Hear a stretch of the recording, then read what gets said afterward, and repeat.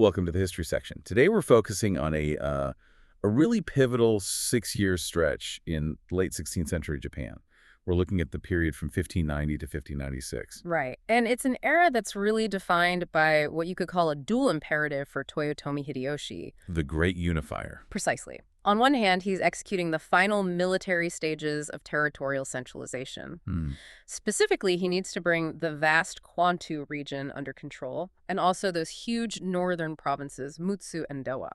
And on the other hand? Well, at the very same time, he's trying to navigate this incredibly volatile diplomatic and, well, religious situation with the Europeans. And this all really comes to a head with the arrival of an envoy from the Viceroy of the Indies. Yes, Alessandro Valignani. And his arrival couldn't be more complicated because Hideyoshi had already issued his famous edict of 1587. The one that formally banned Christian missionaries. The very one. So you have this collision of domestic consolidation and foreign policy right from the outset. So let's start with that domestic challenge, the Kwantu region.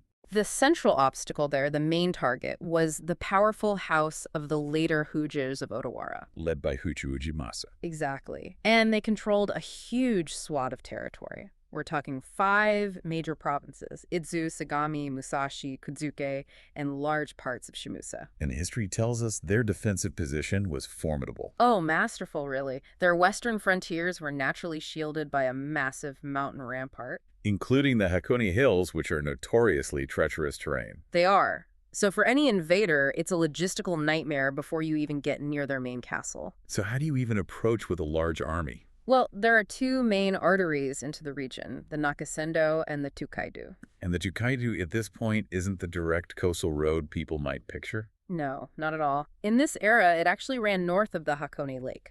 This geography meant that provisioning a massive invading army, the kind Hideyoshi needed, was almost impossible without dedicated naval support. Which he didn't have, at least not in force at the start. Right.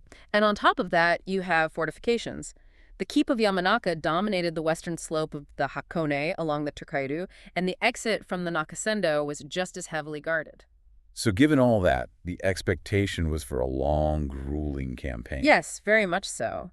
Many thought it would be a repeat of his 1587 campaign against the Shimadzu in Kishu, which was incredibly arduous. Knowing this, knowing the potential cost, Hideyoshi's first move wasn't military. No, it was diplomatic. In 1589, he sends an invitation, which is really a summons, for Hōjō Ujimasa to come to Kisho and pay homage. A formal acknowledgement of Hideyoshi's authority. Exactly. But Ujimasa just stays silent. So Hideyoshi actually has to repeat the summons, which shows a degree of patience he didn't often afford his opponents. And Ujimasa's eventual reply. It's revealing. He offers a conditional submission. He says he'll show up, but only if the Numata fortress is restored to him. Which had been taken by Sanada Masayuki. Right.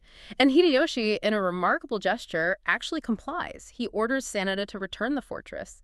He's clearly committed to trying for a peaceful submission here. But it's not enough for Ujimasa. No.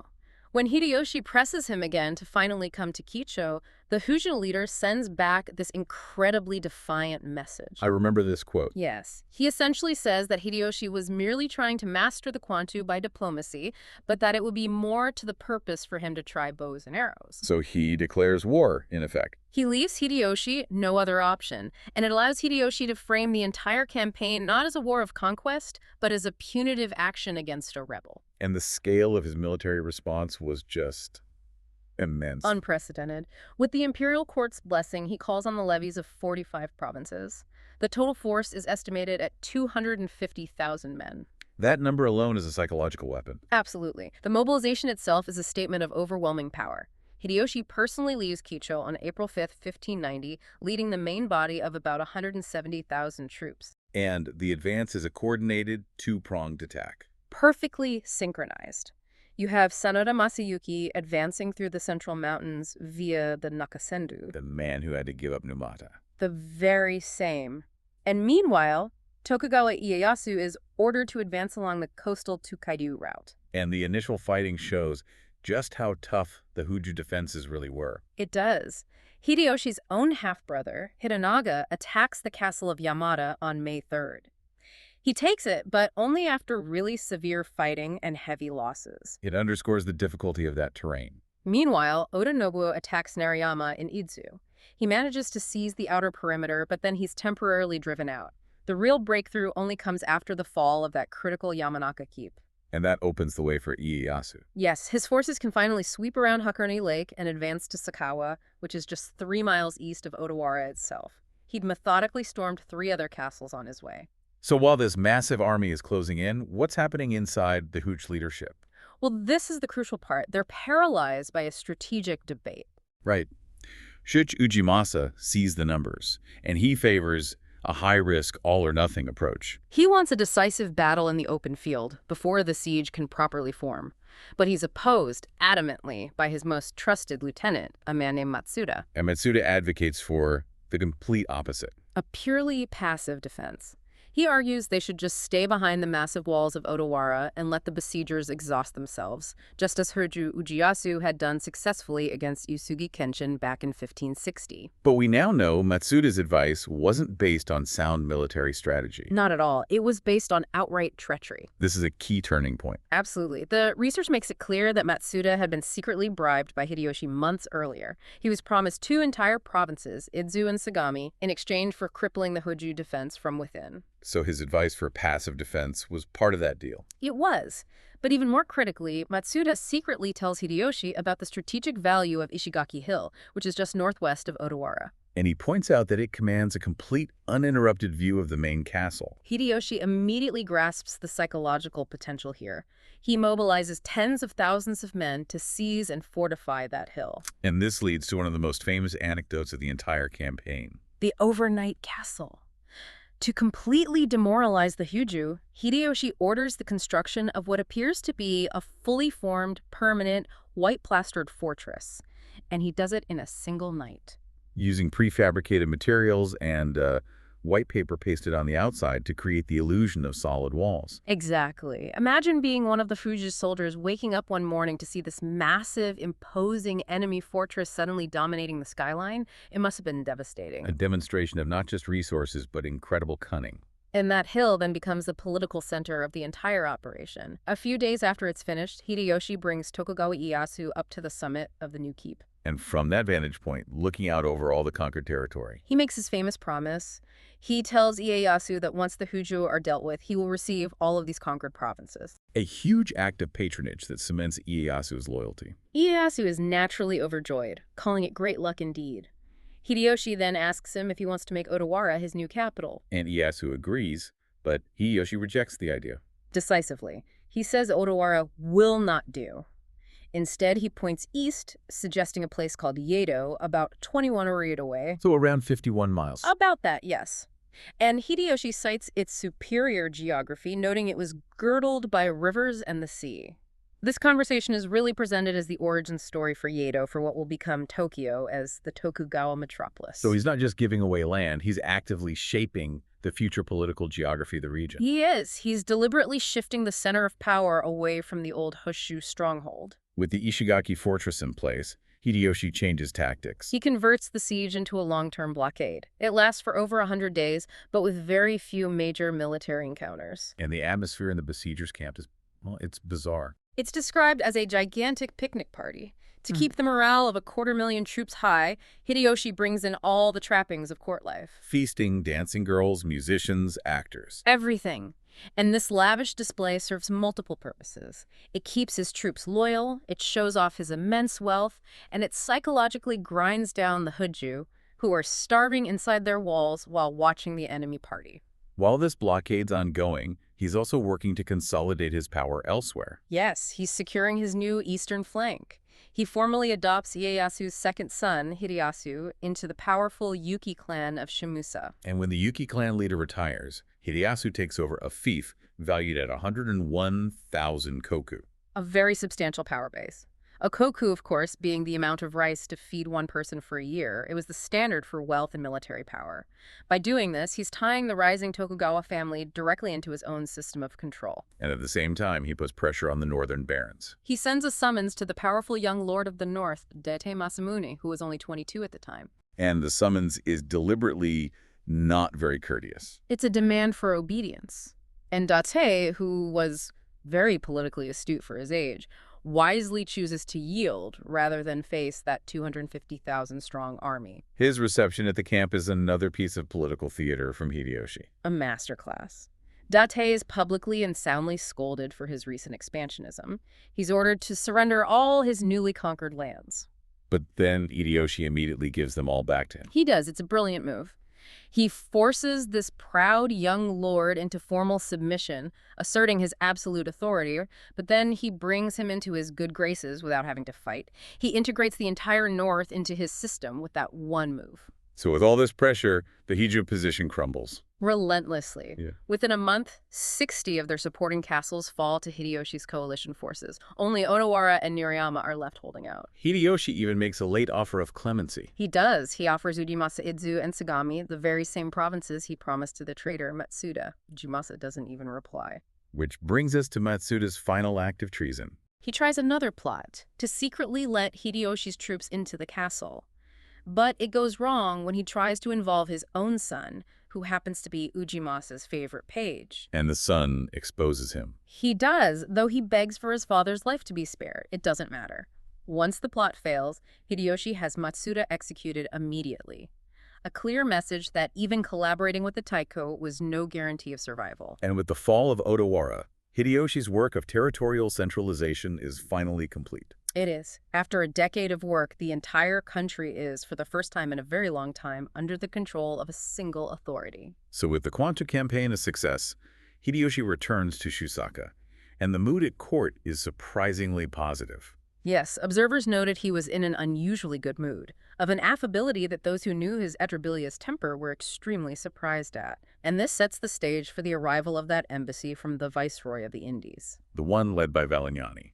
Let's talk about the origins of that mission. It actually starts back in Goa in 1587.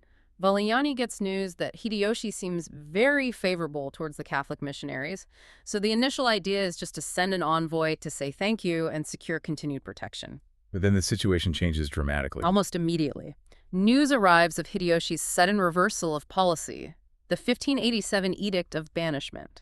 So the entire mission has to be rethought. Completely. To give it more weight, and frankly to shield it from immediate religious suspicion, they decide to associate the 4 Japanese ambassadors who are just returning from their long trip to Europe with the mission. Valignani proceeds very carefully. He gets to Macau in 1588 and seeks advice from the Christian princes in Kishu. And their advice is critical. They tell him not to rely on Christian contacts at court, but to find a powerful non-Christian lord with influence. They suggest Asano, the Minister of Justice. And Asano agrees to be the intermediary. He does. He presents Valignani's letter to Hideyoshi, and the initial response is actually positive. Hideyoshi is receptive to an envoy from the viceroy, and he tasks Asano and another powerful lord, Kuroda, with organizing the reception. But then there's a serious delay. A critical one. Valignani falls very ill when he reaches Nagasaki in July 1590, and he can't travel for months. This pause gives his enemies at court an opening.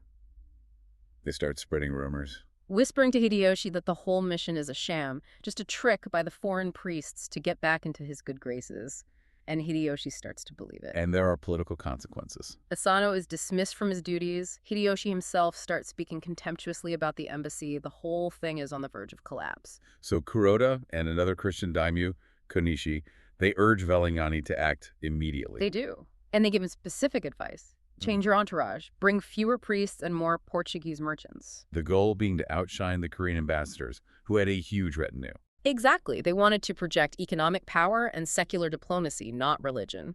So Valignani departs in late November 1590 with a completely redesigned entourage. It included the Jesuits, of course, and the 4 returned Japanese ambassadors. But most importantly, 26 or 27 Portuguese merchants, all dressed to look like great lords. It was pure political theater. The journey faces another delay, though. Yes, they have to pause at Maratsu because of the deaths of Hideyoshi's infant son and his half-brother Hidanaga. A period of mourning was required. But this delay actually turns out to be beneficial. Immensely so. The 4 Japanese ambassadors who'd been in Europe for 8 years become a massive attraction. They have maps, globes, scientific instruments. And their stories of the Pope and European kings captivate the Japanese nobility. It creates a real stir. High-ranking figures like Mori of Nagato are fascinated, and it leads to a new, if unofficial, wave of interest and even conversions among the elite. It even leads to a significant reconciliation. Yes, the son of Otomo Yoshishige, Yoshimune of Bungo, who had previously abandoned his faith, shows up at Maratsu. He's described as arriving more in the character of a penitent than of a prince. And Valignani readmits him to the faith. He does, after a very public display of remorse.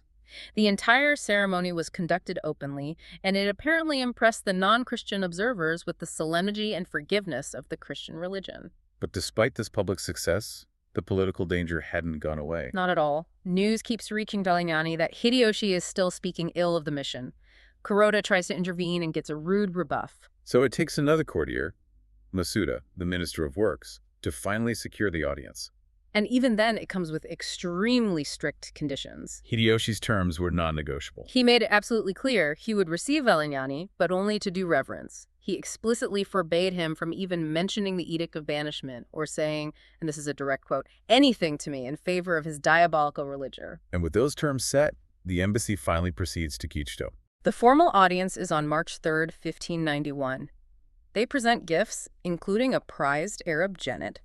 The reception is magnificent. And then, after the formal dinner, Hideyoshi switches to his preferred method of doing business.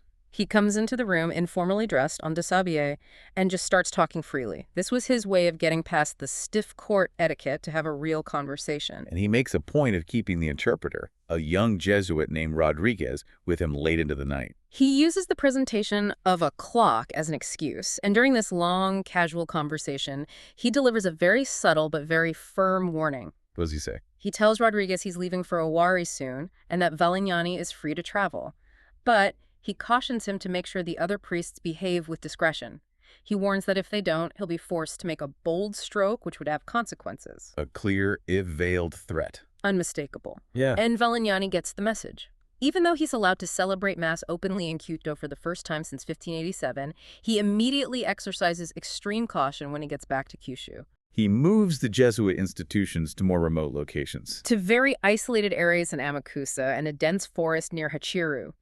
These were clear security measures to show they were complying with the spirit of the edict, even if they were still operating. And the strategy of underground propaganda was effective. Remarkably so. When Valignani finally leaves in October 1592, he leaves behind 140 Jesuits in 23 houses. They were maintaining a very resilient network. And high-level conversions continued. Yes, Tsushitoshi, the daimyō of Tsushima, was secretly baptized in Kyoto in 1591.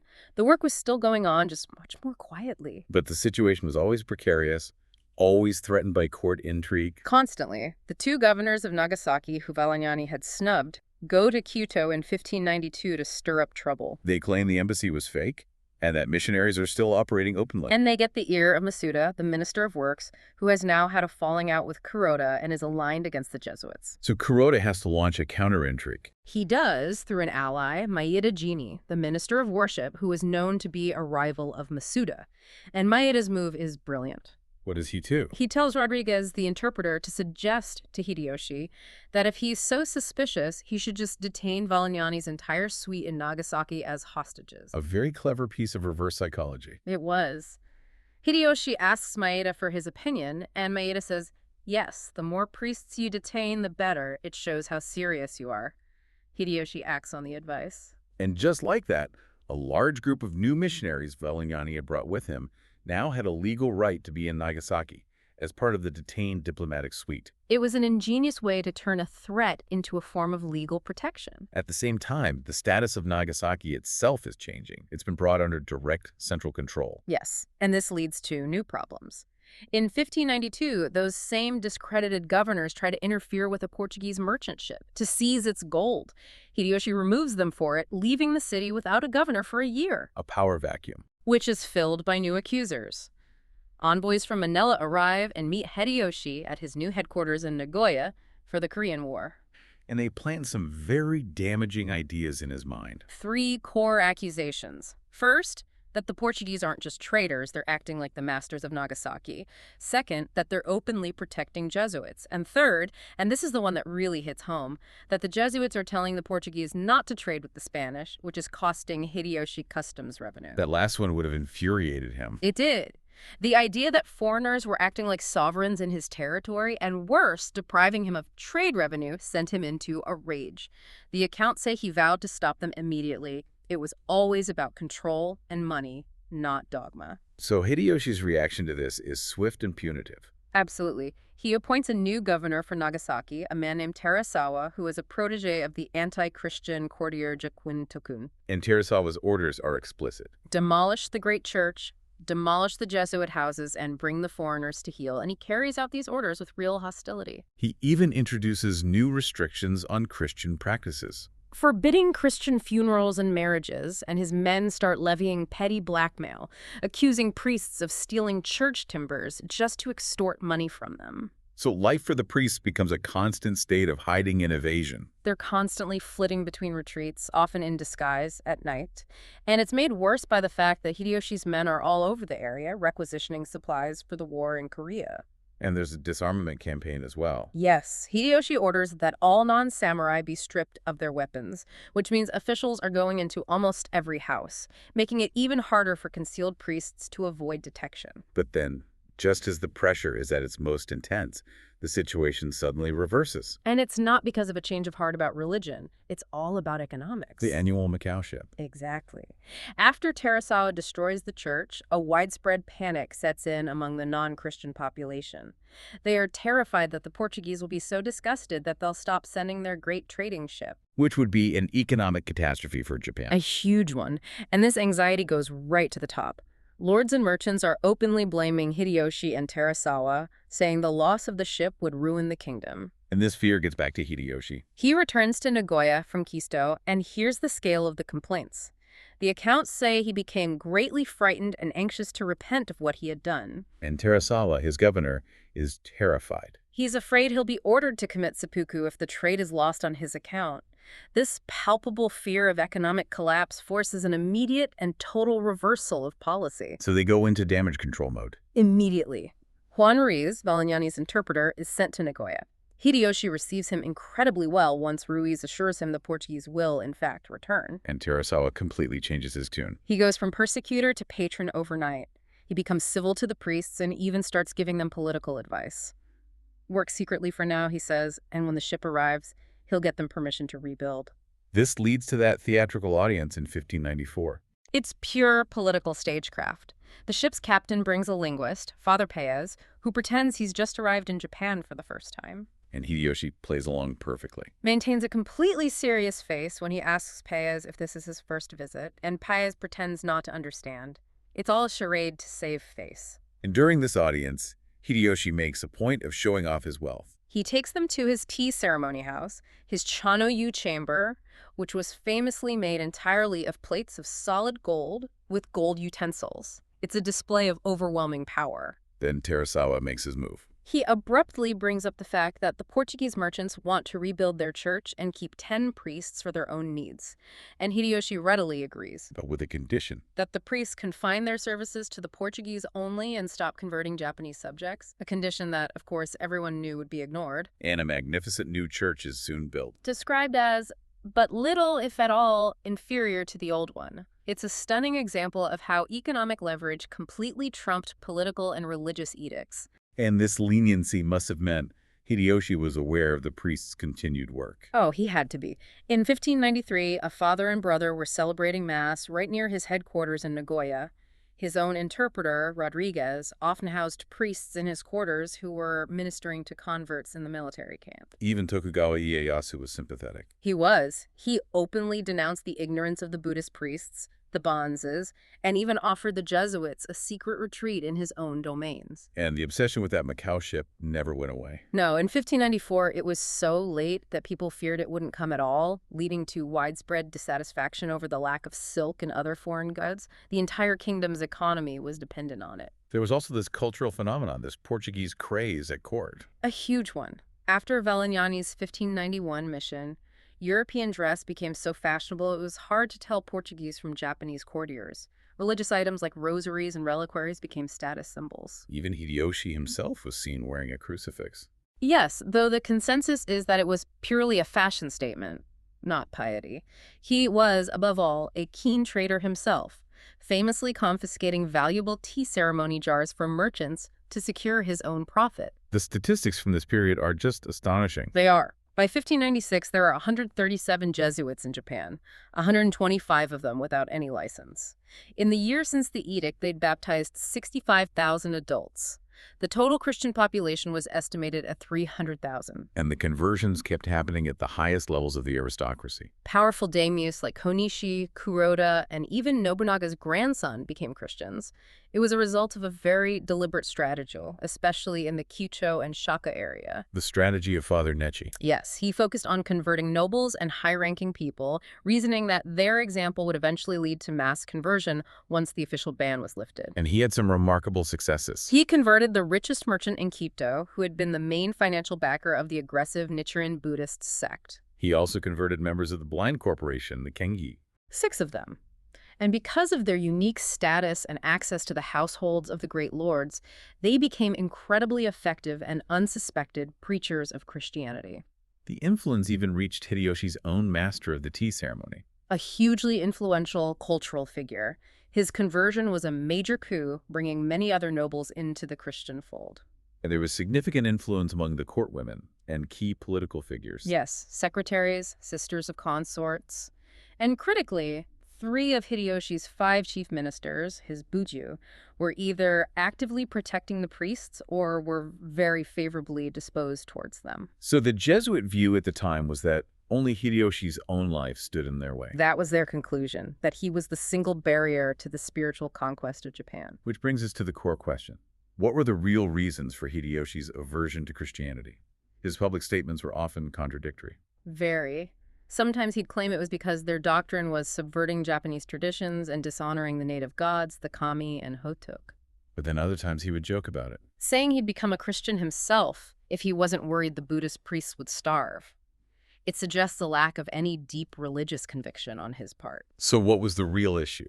The final analysis from figures like the Jesuit Fros suggests Hideyoshi was a complete pragmatist. He saw all religion as a human invention. A tool for ruling. Exactly. He believed a future life was a mere fiction and that religious laws were just devices to control people through the fear of future punishment. So his aversion wasn't theological, it was political. Deeply political.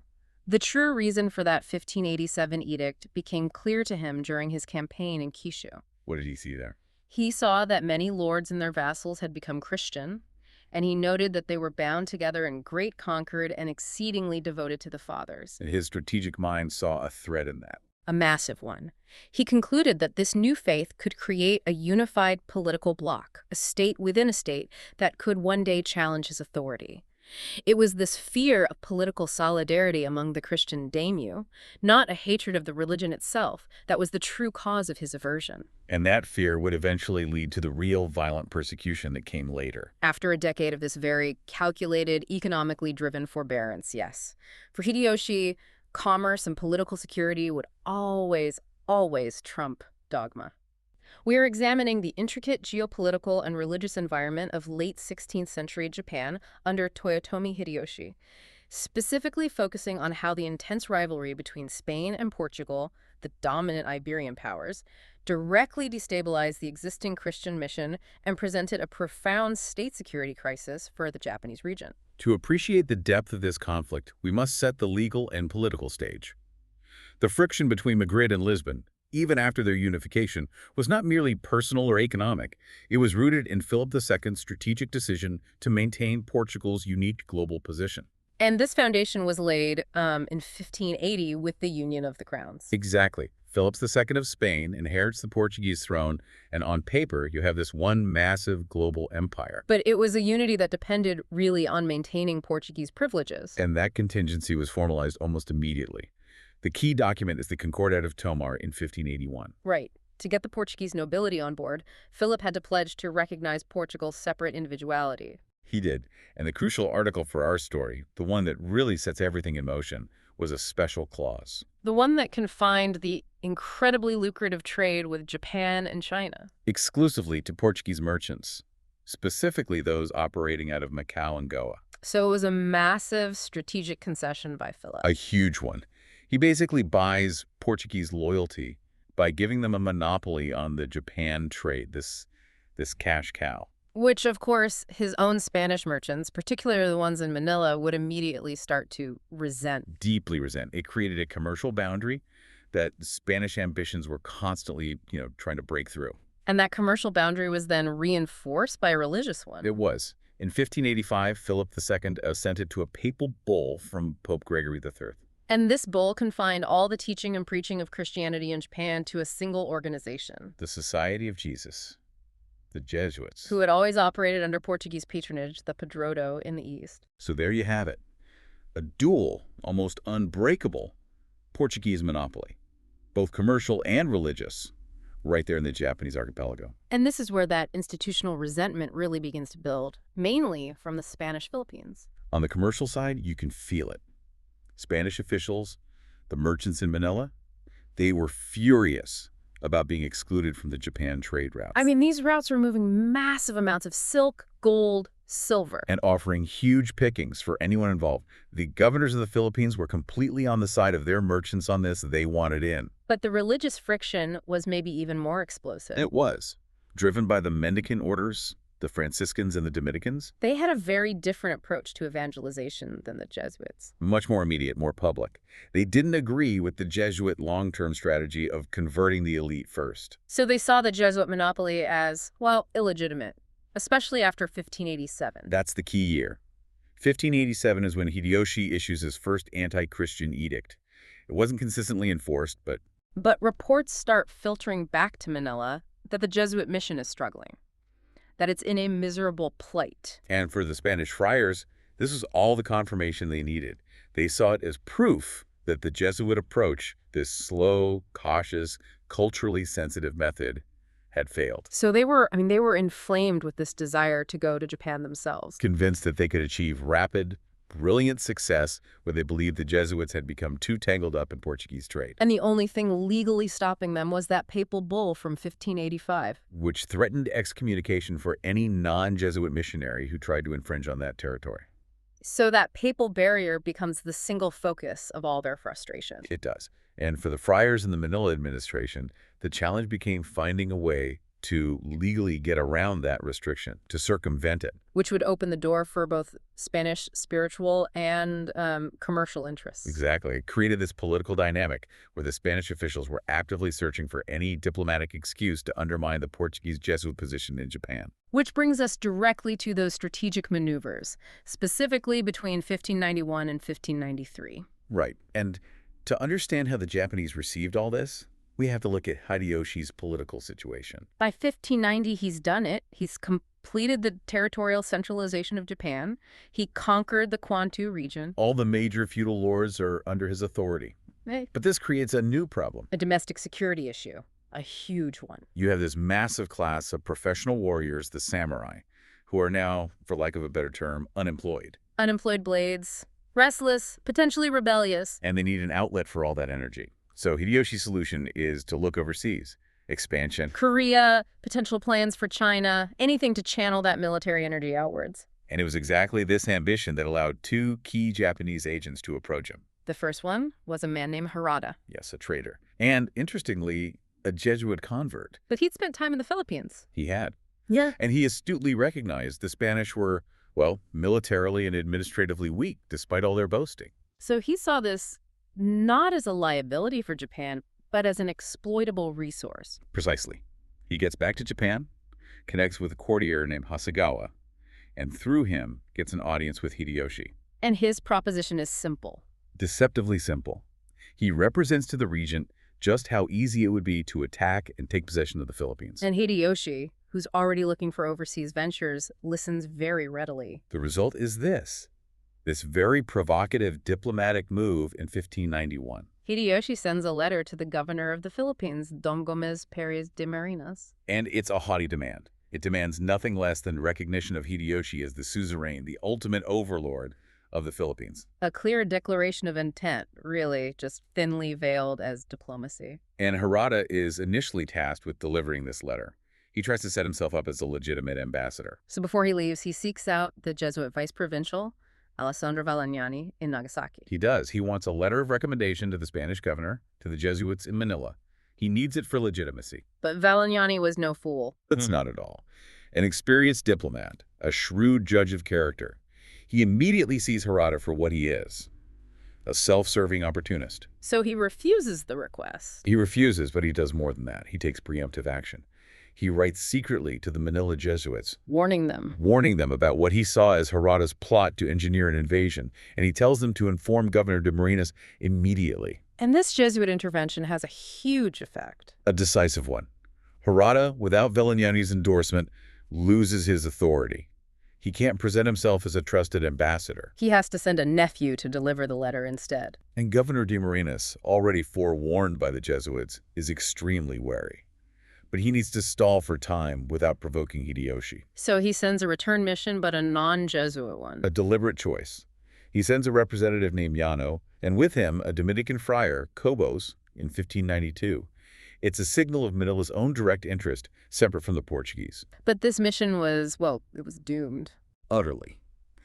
Yano and Cobos keep their distance from the Jesuits in Japan, which makes them completely dependent on Harada and Hasegawa as their interpreters. The two intriguers. The two intriguers.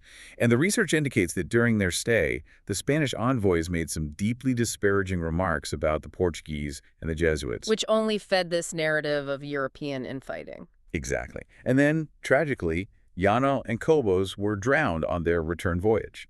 Leaving Harada free to execute the next phase of his plan. Harada, who traveled separately and survived, shows up in Manila and seizes the opportunity. He poses as Hideyoshi's real ambassador. Right. He claims his official credentials were lost in the shipwreck that killed the others.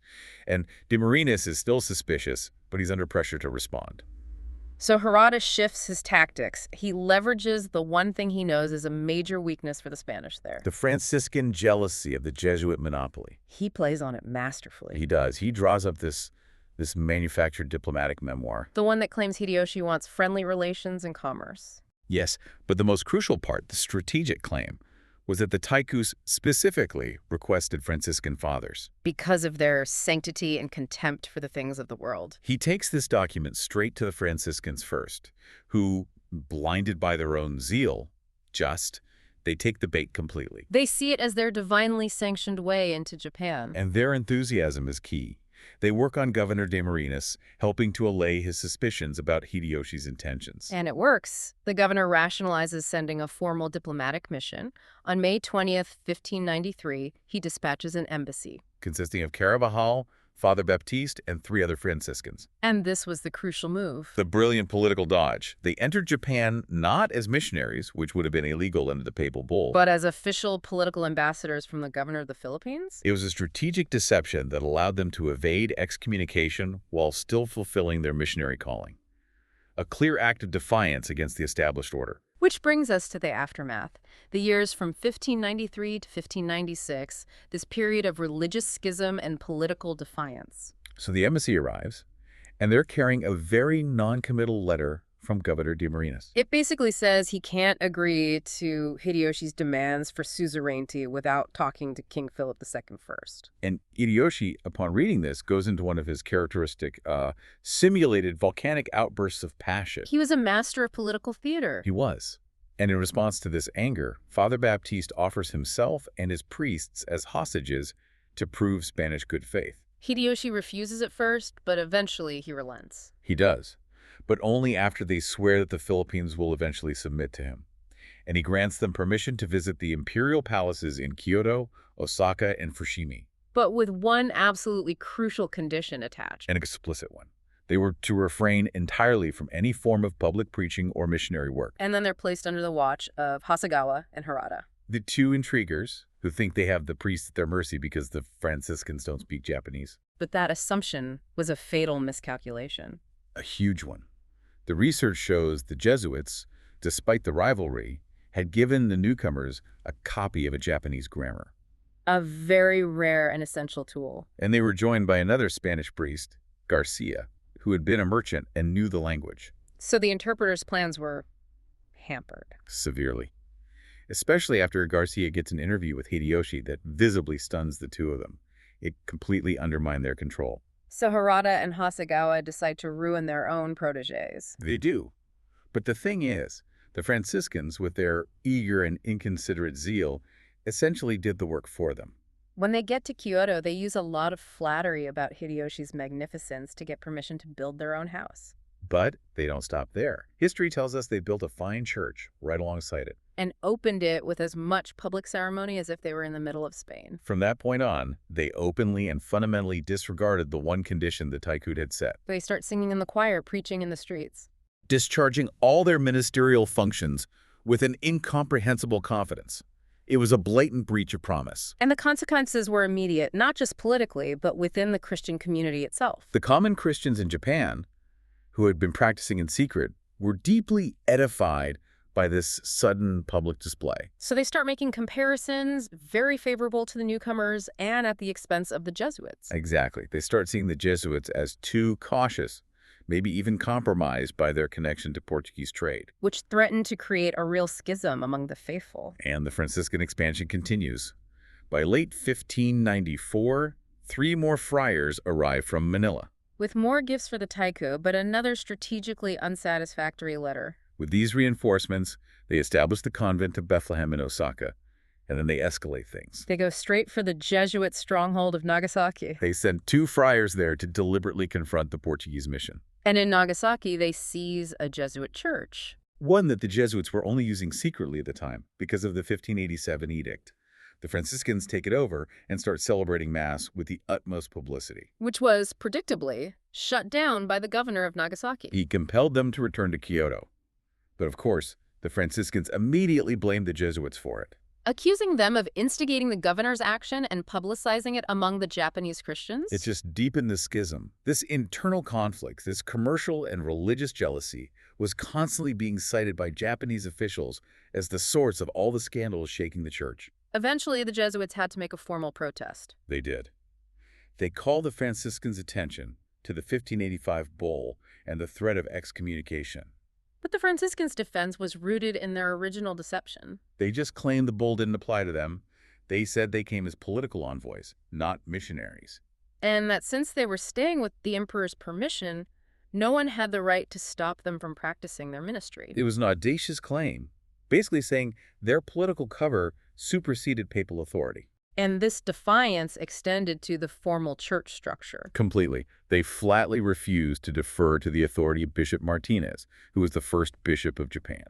But Martinez was a Jesuit. He was. And critically, he had no vis coactiva, no real coercive power in his diocese. The Franciscans knew he was legally toothless, so they could just ignore him.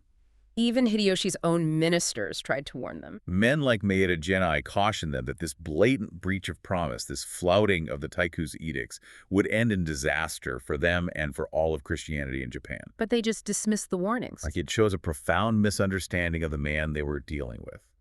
Hideyoshi was a master of simulation and dissimulation. He respected honesty in politics, but had nothing but contempt for trickery. And he would have seen their infantile device of entering as ambassadors for what it was, transparently dishonest, a direct challenge to his authority.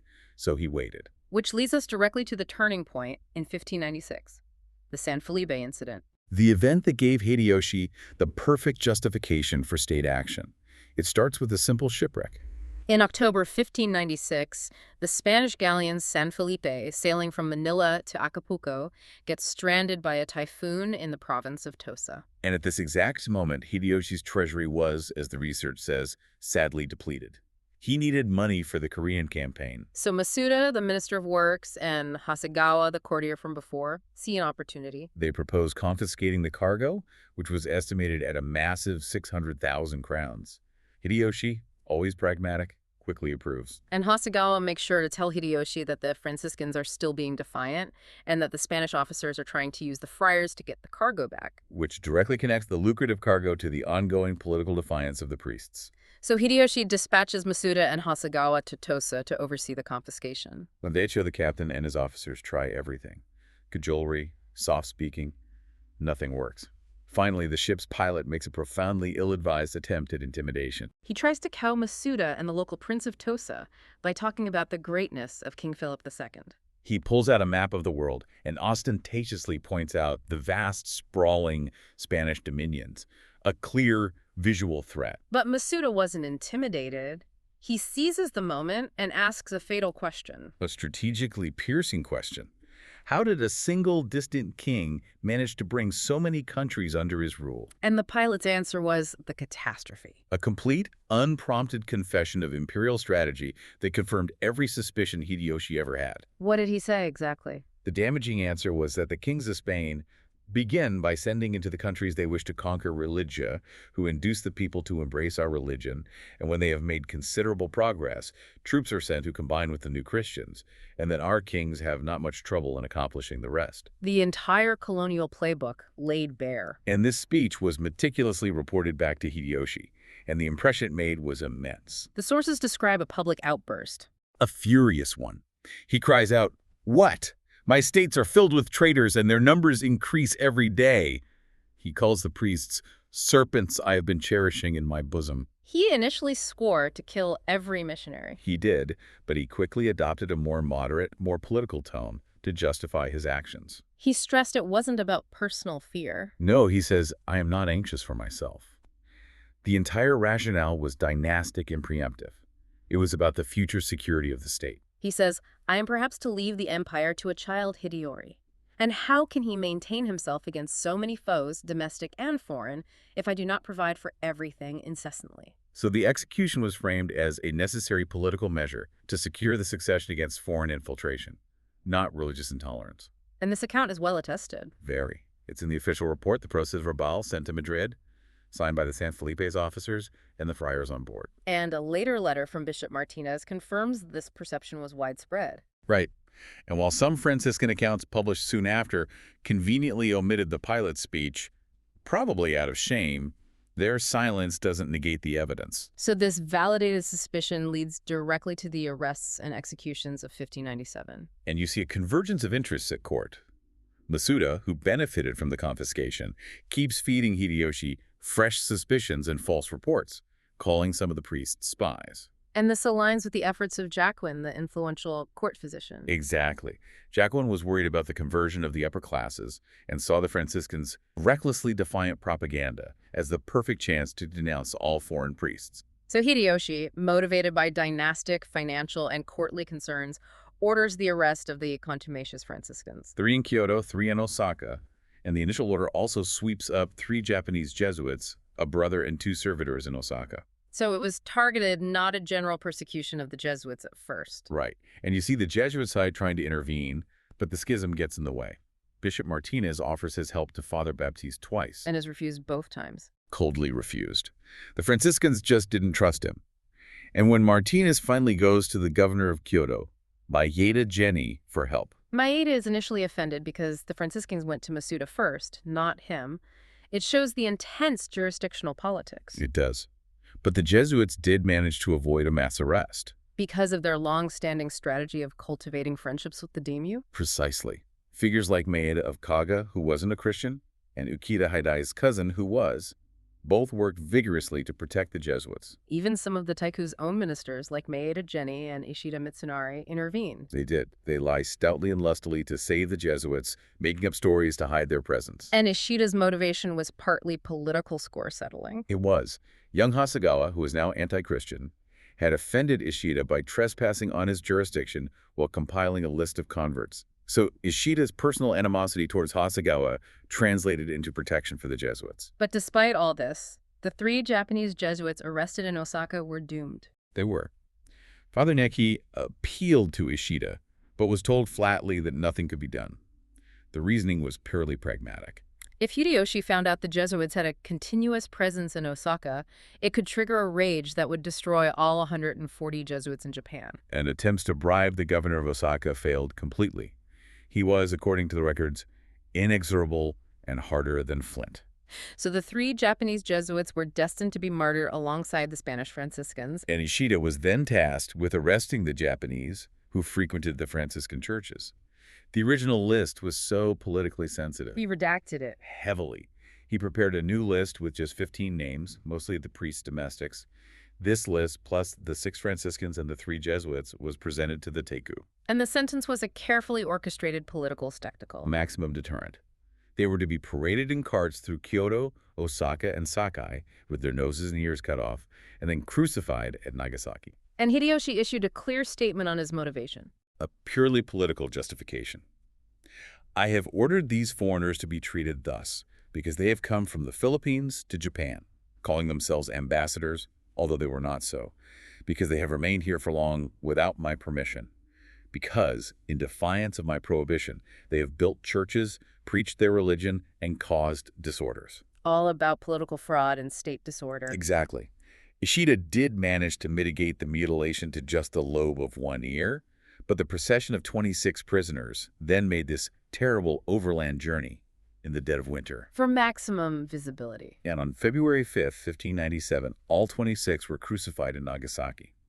The event caused intense excitement, with even daimyō on their way to the Korean War making solemn pilgrimages to the site. After the executions, Hideyoshi implemented stricter measures. Right. The Edict of 1587 was now to be fully enforced.